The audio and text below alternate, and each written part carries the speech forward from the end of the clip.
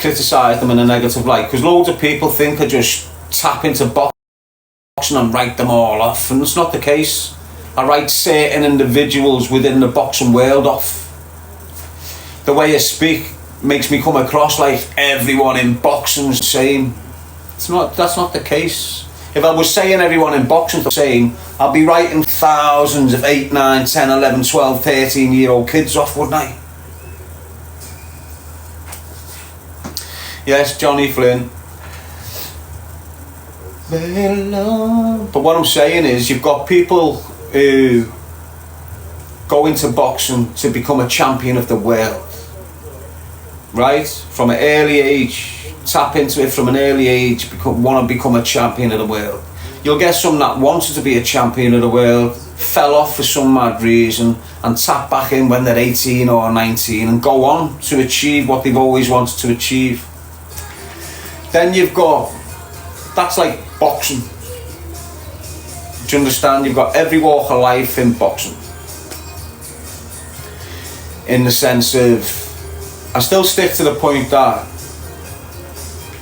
top 10 fighters are not the top 10 fighters in the world. I'll always stick to that mindset with these, way we get these leagues, the way we get told, him, they're the best fighters in the world. That's all.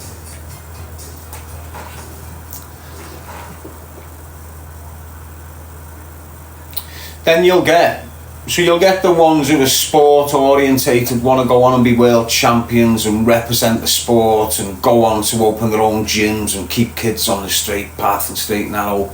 100% respect for anyone like that, with that mindset. Total. Do you understand what I'm saying? But then you've got, who just want to train like a boxer, but he's dealing drugs outside the gym. Not on the step of the gym, in his life outside the gym, he's dealing drugs. So he's got all this materialistic, his watches, he's got the best boxing gloves in the gym, he's got the best training kit in the gym. He's boxing, but he's got the best of everything. He's coming in to the changing rooms with the attitude of a drug dealing fun bag. Spoil little, got everything once, looking down on everyone, big, boisterous, loud mouth, aggressive behaviour. You don't want your kids in a boxing gym where you've got 4 or 5 characters like that, because that is what's going to influence your kid more than that photo of the champion on the wall. Do you understand where I'm coming from with my dynamic of thinking there? When you go into gymnasiums, decent ones, you will have photos of world-renowned boxing champions as a way of inspiring the kids looking up at these photos. When you've got dirty scumbags that aren't in that gym to become professional sportsmen, they're not even bringing nothing to the table other than paying the funds they need to get into your gym. They're damaging your kids.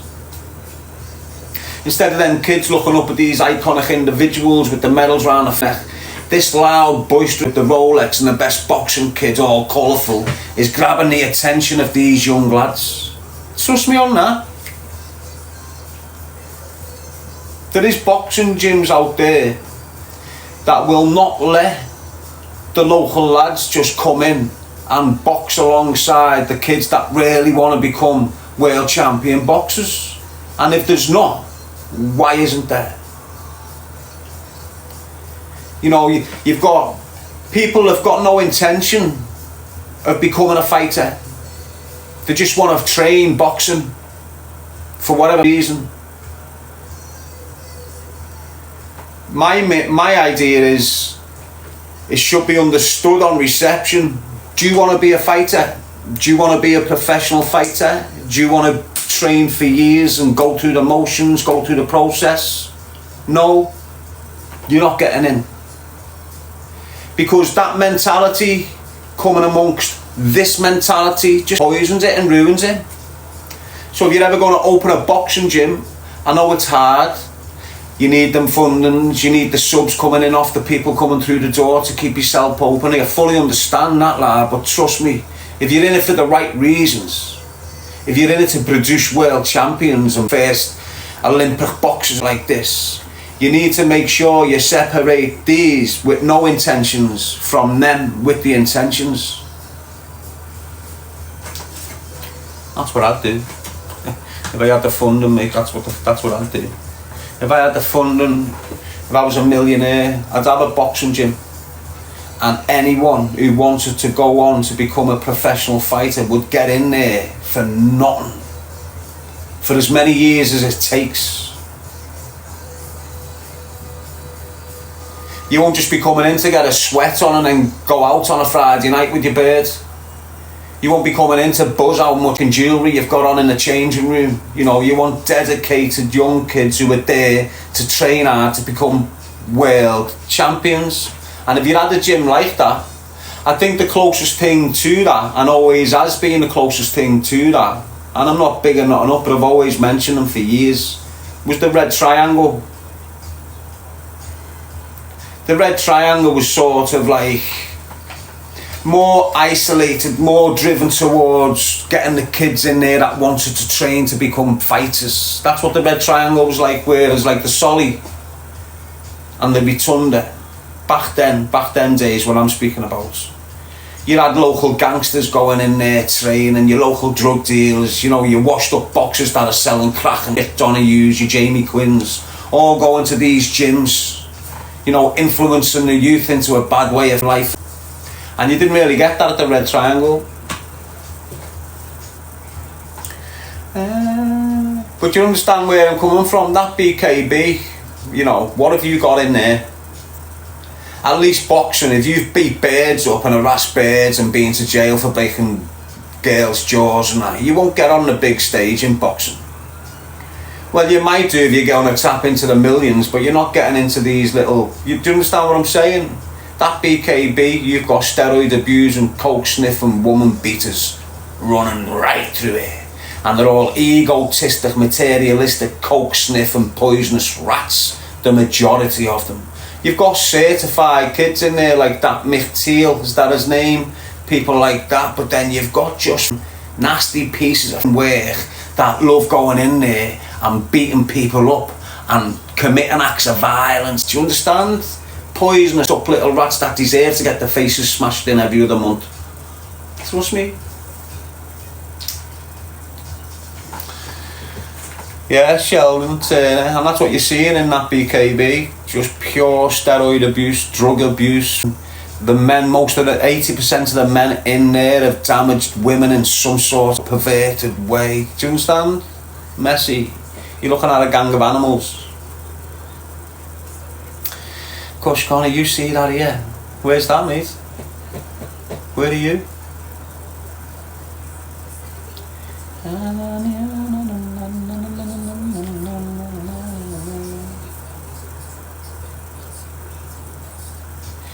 Yes, Leah. I didn't see you come in there, mate. Now, don't get, as I say, there's some certified kids in that BKB industry. You know, treat it like sport.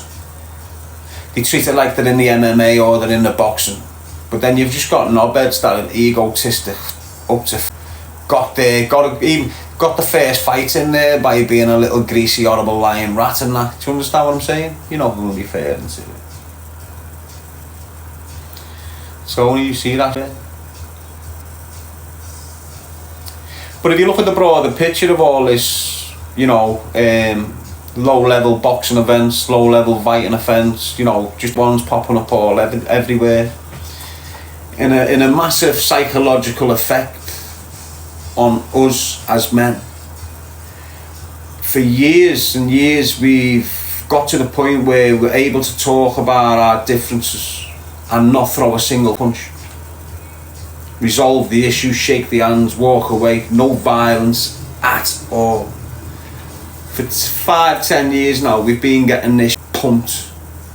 I was shocked when I started seeing jaws getting snapped on YouTube and wondering, well, how are they allowing that? How's all this happening and nothing's getting shut down and it's ending up on every social media and nothing's getting shut down? Why is all this happening? And now what it's encouraging the youth to do, because they're all caught up in this, whether it's Misfits, YouTube boxing, backstreet boxing, beat, whatever. Instead of encouraging 15, 16-year-old kids to talk about differences here, they're skipping that now and just going straight, I want to fight. And this is the big psychological effect of what they've been pumping into us for the past 10 years. So now you can't even have a decent conversation with, you know, you're going to put him in hospital. The kid, he still wants to have a scrap. Do you understand what I'm saying to you? There's no dialogue. There's nothing in this kid's brain. He doesn't know how to resolve anything. He's just going, "Dad, I'll fight." And that's bad for your kids as they're growing up. It's bad for every man growing up. Why? Because you're going to have the younger generation, the older generation, as we carry on living. When we were growing up, respect our elders. Listen to the elders, they'll educate you. Resolve this, you don't need to fight, you'll end up in prison, bam. You're not getting that now. Because these kids are getting raised with, "I'll have a go with you." So now you've got loads of kids battering adults. And that's the way it'll continue. Because the kids are getting taught, you don't need to talk about, anyone can resolve an issue by a fight like that. This is what they're told. And when they're watching it and they see the fight like that, and they see the shake of the hands and they leave the arena or they leave where they've had the fights, but behind the scenes, them two kids, yeah, the winner feels a little bit more egotistic off it, he feels bad, but that kid there, he hasn't let it go. You know, he's being shamed in front of thousands on cameras, he can't let that, he's just boiling with that for the rest of his life. It's bad for the kids. Yes, Robert Vretter.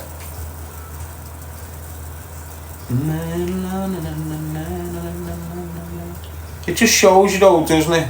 Just how unlegitimised the world is. Like I've always thought, funeral parlours are official places where you can take your dead people and let them be looked after and all that. The places haven't even got licences. I can go and open a funeral parlour down there as long as I've got the heat, the coldness and the like this. I can have a garage on the side of my house and store up to 4 bodies in it. And I'm not breaking the law. How much that? So it's like there's loads of things that you're starting to realise, hang on. There's no official thing there, there's no real legitimate authority on loads of things, you know, and we've always thought there was. Reaper 1963. You don't believe me, butterfly, Emma? Oh, check it out, there's further about it now. Because you've had a lot of these fellas that are running these morgues that have had crazy fetishes with dead bodies, mate. Honest to God, do you see how many funeral the people that hold them do you know how many's in custody for abusing dead bodies and messy. Everything about human life just gets degraded these days, doesn't it? Have you not noticed the degradation of humanity? You're not even looking after the dead no more. Mad, mate.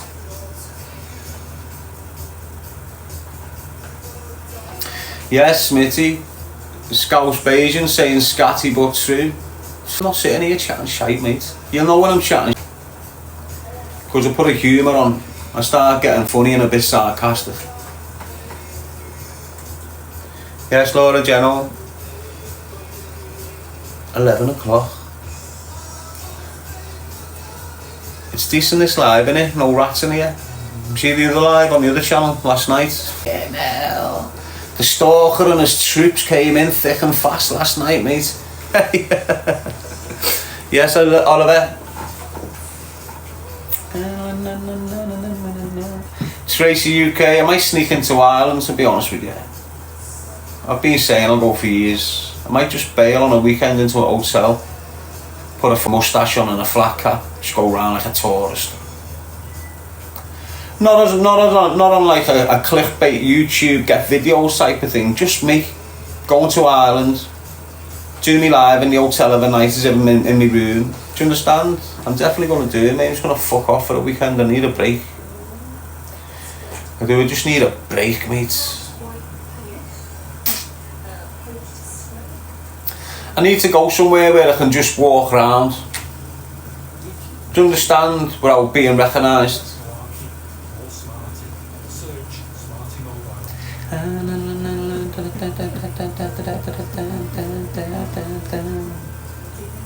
I'm already thinking of next year, mate. Scouse Bajan. I'm already in next year, mate. Yeah, it's fair, yeah. Yeah, we'll go for it, mate. Don't worry about me. You're all going to be there along. You're going to see the process, mate. You're going to see where they end up. If I become... I'm already a success in my own little ways. Do you understand? But you don't consider me as being successful yet, do you? But you're going to see it. You're going to see how I tap into employment, how I start creating revenue streams for myself. I've been lost for a bit, haven't I? Can you blame me? You know, I'm still finding my ways, mate, so just bear with it. Stay with it. And all these helmets that you've seen trying to shut me down and all these little bits. I know how it is. You've got to live with yourself when you hurt people. Especially when that person's done all to you. If you've had a person that's done good to you and you've on him, you're going to feel. You're going to feel it later. Trust me on that. I don't even need to remind them. The more I remind them cunts what they done a few years ago, cancelling me out and all this, the more I remind them, the more they're not realising. The more I go quiet on it, the more it homes in on them what they've been doing towards me. That's the way it works. And a lot of people, oh, he's going on about them again, he's going on about them again, but you never suffered at the hands of them. And I'm sure if you did do, some of you would be dead. Guaranteed, mate. You had to be a tough cookie to get through that harassment and that victimisation of. I'm not just talking one coming at you. I'm talking a group coming at you 24/7. For months and months and months. Every other week, more lies getting put on YouTube about you. You know, edited good so it looks real and genuine, and it's just, and they're coming at you thick and fast, like.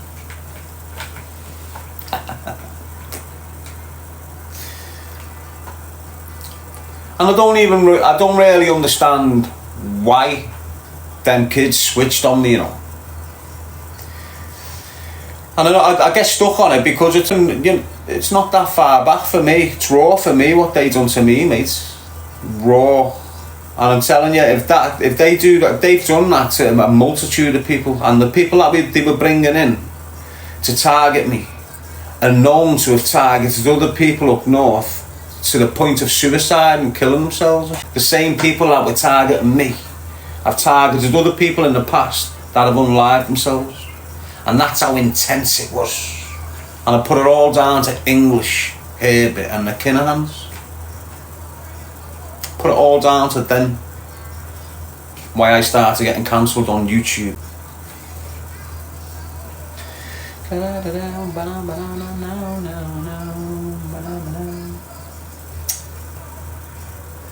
All the little helmets that was getting a few £100 thrown at them to go and get themselves a phone and a little phone stand and setting up a profile and getting it pushed out so they can go live just to attack me. It was mad, you know. All little smackheads from Wales, punters from Lodge Lane, just all mad helmets getting given dough to set up profiles. These kids who's got, you know, your Herberts and that, they'd start pushing these out so they got to so many subscribers as fast as they could so they could do it live. And then they're all just sitting on live writing me off with false allegations. And before they've done all this, they've went out the way to get me shut off YouTube. So now they're all on YouTube dropping content about me, screaming about me. Normally I'd be able to stay on YouTube, drop content, counteract all of them and scream back at them. Now on YouTube, everyone's believing this shower. I'm not exaggerating, 14 platforms all linked to English Herbert, attacking me. And some of them platforms are still out there now. Some of the platforms, as I told you yesterday, on the other platform, they weren't even monetized. They didn't even have enough followers, hours watched, or subscribers. And I was going on their platforms knowing full well I'm bringing pure numbers into every platform I'm touching on. So when I go on to places like Central Club and Ben Hatchett and other little platforms like this, I'm putting them straight into monetization. Within hours of me being on their platform, the subscriptions through the roof, hours watched through the roof, monetized. That's the way it was, mate. I had rats bending on me for months. What's happening, lad? Can we collaborate? Can we collaborate? No. A year down the line, switching. It's just crazy, mate. It's mad. But I didn't know it all. Don't forget, I'm fresh out of a box, mate. When I went into jail, it was swirl phones. Weren't no big iPhones or smartphones or social media platforms like this. I didn't think everyone's into this virtual world. You know, they concern more about subscriptions and clicks and views on videos than what they are in looking after the kids. I didn't understand this. Clicks and subscriptions to them is currency. The more people that view the more subscriptions they got. It's like every person's £1 every day. Do you understand what I'm saying? So if you've got like 1 million subscribers because you've been writing people off, and you get £1 off them, there's 1 million subscribers every month. So it's currency for them, isn't it? Do you understand what I'm saying? And you've only got to look across social media and how many people use my content, use my live feeds, you know, screen record, drop it on their platforms, the things I'm speaking about, the things I'm saying. This is consistency. This isn't me coming, going, reinvent myself, coming, going, trying to tap back in. This is someone that's being consistent on this level for 8 years. I haven't even tried to become a real creator, to be honest with you. Do you understand? My sole purpose has been this, mate. Choose a life, not a knife. Only started making money off my lives a year ago because my kids came along. That was it, mate.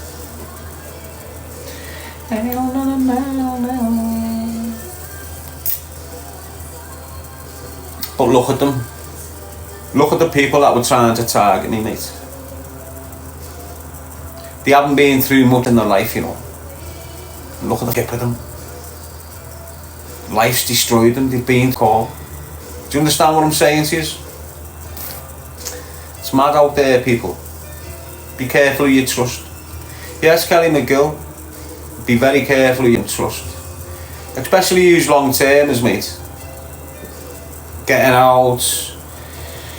You think you can put your trust in, your faith in a few people to help you get back on your feet and that, and they're just there sucking the blood out of you, mate.